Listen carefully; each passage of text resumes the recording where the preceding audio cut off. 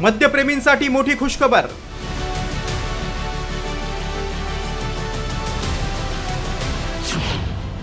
विदेशी दारू स्वस्त होणार. युरोपियन महासंघासोबत करार कसा ठरणार फायदेशीर. मद्यप्रेमींना आता विदेशी दारूची चव चाखता येणार आहे, तेही खिशाला मोठी कात्री न लावता. भारत आणि युरोपियन महासंघामध्ये ऐतिहासिक असा मुक्त व्यापार करार झालाय. याच करारामुळे युरोपमधून येणाऱ्या विदेशी दारूवर 20 ते 25% कर कपात केली जाणार आहे. त्यामुळे महागडी विदेशी दारू आता सर्वसामान्य मद्यप्रेमींच्या आवाक्यात येणार आहे. विदेशी दारूवर 150% आयात शुल्क आकारण्यात येतं. भारत युरोपियन महासंघामधील करारामुळे 20 ते 50% कर कपात होणार आहे.